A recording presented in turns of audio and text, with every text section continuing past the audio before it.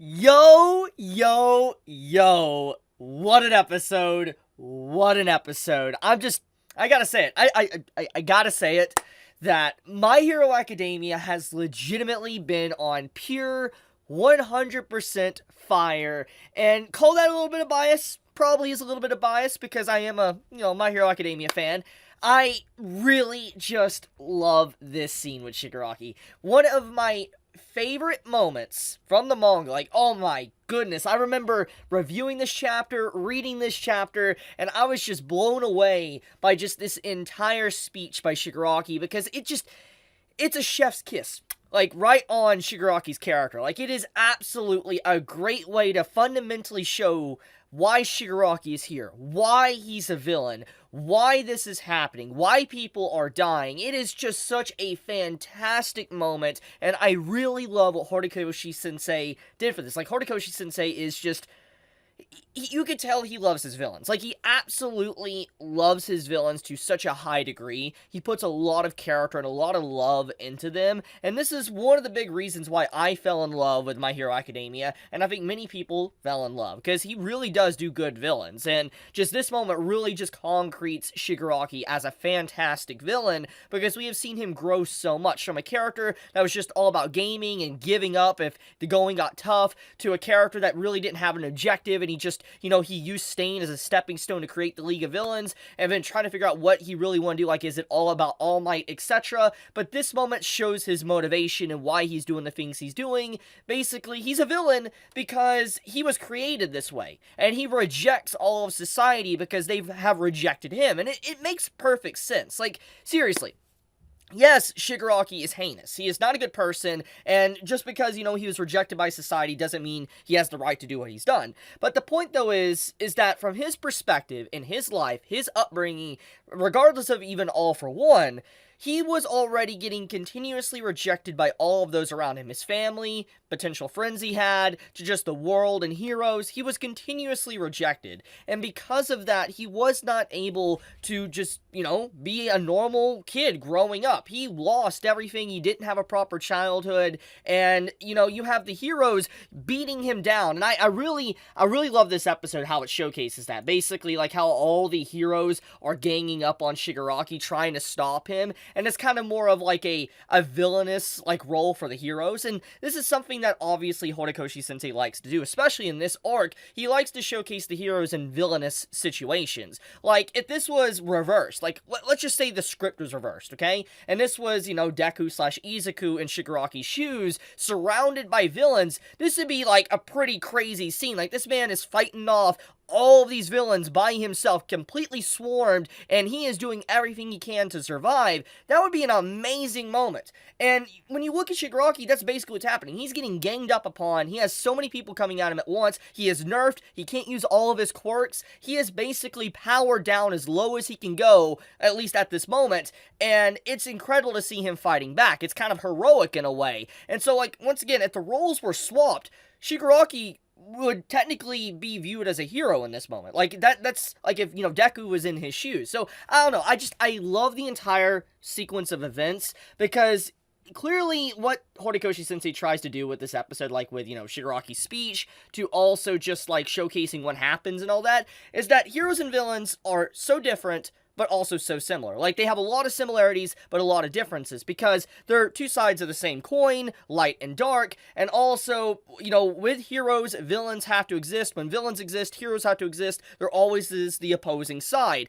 And My Hero Academia has always been about, like, clash of ideals, fighting for what you want, etc. Izuku wanting to be the #1 hero, Shigaraki now wanting to reject all of society and fundamentally dismantle the very essence of hero society and create something from the ashes brand new. This is something he learned as well at the end of the previous season when he was fighting Redestro, is that yes, he is destruction itself. He destroys things, but he also wants to create something as well. Something can form from the ashes, something brand new and something that is much better. He just wants to, make a clean slate, so to speak. Just clear everything out, clear all the garbage, clear all of everything, and just start from the bottom up. And it's clear why many heroes do not want to accept his ideals. Obviously, it's insanity, but just seeing him fight for those shows he has gained motivation in what he wants, and it makes him a really compelling villain. I really love Shigaraki as a villain. He might not be the best villain of all time, but legit, he is a really good villain,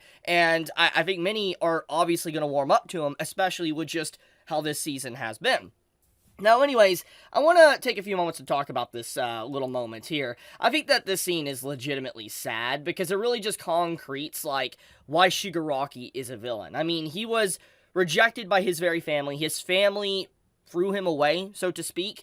I mean, he is someone that was continuously told he couldn't be a hero or whatever by his father, and heroes only hurt people. He was just rejected by everyone, and it's just a very sad scene. And when you see this deranged smiling face and Gran Torino looks at Shigaraki's face, it really concretes in that he's at the point of no return. There is no way Shigaraki will be able to change. He has just been so removed from society, so pushed to the side or swept under the rug so much that there is just no way for him to actually do a complete, U-turn and become better anymore. It's over. He just can't. And Shigaraki knows this, and he will fight for what he wants. It's fundamentally a really sad and great scene at the same time, and I think that just this scene as well is just, holy crap. Like, okay, the point of this matter is that Gran Torino, we could see donutted. He literally got the JoJo treatment. He literally got donutted by Shigaraki, and the only thing we can really say is he's probably dead. That's what we can assume right here with this moment. But, the point of the matter is that we get to see the reaction of the characters. We get to see, like, Izuku and all them go in, and no matter what they do, they can't really stop Shigaraki and his speed, etc. He gets briefly stopped, but he manages to literally punch a hole through the arm and actually shoot a quirk-erasing bullet at the end of the episode. Like, you literally see it go into Aizawa's leg, and it's such an interesting scene because we know what happens. If Aizawa's quirk is gone, Shigaraki can use Decay, not including all the other abilities. So the devastation and how deadly he will be is frightening. So yeah, the entire situation for the heroes just flipped, and now Shigaraki is in power at the moment. Now, okay, with that out of the way though, I just want to say, Shigaraki truly steals the show. Like, this man biting Izuku's arm, incredible scene. I really just love the artwork of this episode. Whoever worked on this episode, they did a good job. Like, seriously, I really do love the art. Now, speaking about the first half of the episode, it's a relatively great first half as well. We get a great moment with, Mina, Mount Lady. We get, Kirishima. There's some really good stuff in this segment of the episode. Getting to see also Gigan, changing his tactics from trying to go over to Shigaraki's location to swatting out the flies and getting rid of them. It's a very scary moment, honestly, because he is literally like a destructive force of nature with how strong he is. So just everything about this episode is legitimately fantastic. Like, I really love what Studio Bones is doing with this season, and if there's only one thing that is negative about this season, and I'm just gonna say it, it's the fact that, obviously, when you compare it to other shows from the season, like Bleach, Chainsaw Man, Mob Psycho, which is technically another Studio Bones work, different team, but still by the same studio, when you start to look at that, you will notice that, yes, in terms of the art and animation department, it isn't up to par as the others. It's the truth. Let's not kid ourselves. Let's not lie.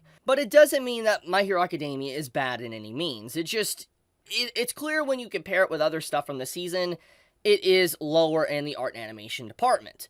But besides that, though, I think that in terms of just My Hero Academia, it is a very solid season, and this legitimately has made my faith in the anime restored quite a bit, especially after what we had with the previous season, with Season 5. Season 5 was just so bad. I know it looked good in some areas, but oh my goodness, it was so bad with some of the choices and decisions they made, and whatever really happened behind the scenes, we might not ever really know the truth.